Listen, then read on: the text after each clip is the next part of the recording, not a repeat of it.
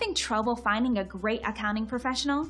Whatever your situation, the search can be challenging if you don't know what questions to ask. Don't worry, it's easy with the right approach.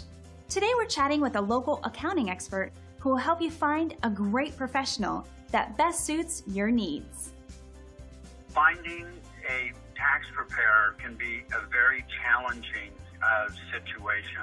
You have to remember that even if you have someone prepare your tax return, you are still legally responsible for what is on it.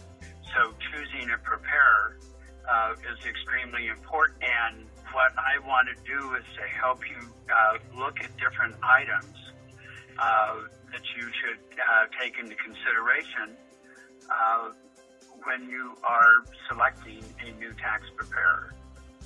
Most tax return preparers provide excellent service. However, each year some taxpayers are hurt financially because they chose the wrong tax preparer.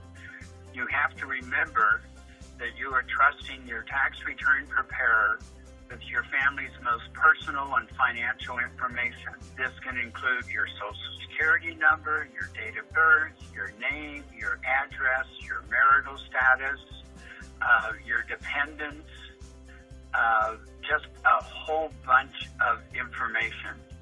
You must choose wisely. In order to do that, let us take some time to discuss some steps that you should take to make sure of your selection. The first step to take is to make sure the tax preparer is legally qualified to prepare tax returns for a fee in your state. You should be able to verify that they are in good standing with the appropriate licensing or registering agency. This could include CPAs, enrolled agents, attorneys, or a specially registered preparer with the IRS.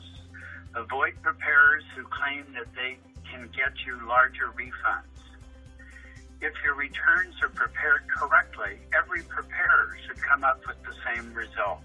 Also, beware of a preparer who guarantees results or who bases fees on a percentage of the refund amount. A legal tax preparer cannot base his or her fee on a percentage of the refund when preparing your original income tax return. Obviously, the greater the refund, the higher the fee. Choose a preparer you will be able to contact during the off-season.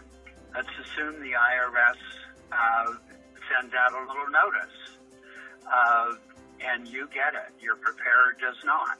So you want to make sure that as soon as you get the notice, you can contact your preparer and get the appropriate assistance to resolve the matter. Another thing to consider is to determine if the potential preparer can e-file your income tax returns. This typically will speed up processing and eliminate a lot of potential mathematical errors that might occur. Find out if the preparer is affiliated with one or more professional organizations that provides and requires its members to pursue continuing education and holds them accountable to a code of ethics. Tax laws are always changing, and a membership in one of these societies is an absolute way to keep informed and up to date with all the latest changes in income tax.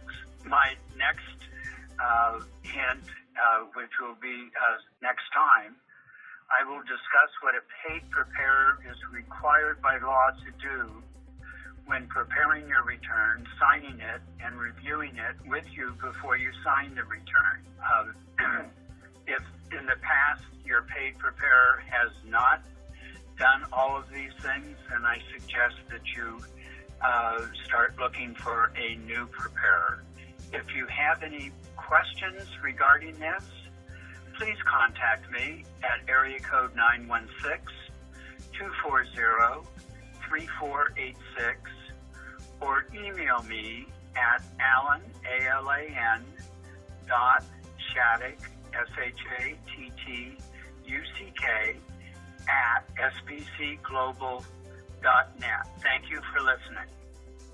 Pretty interesting, isn't it?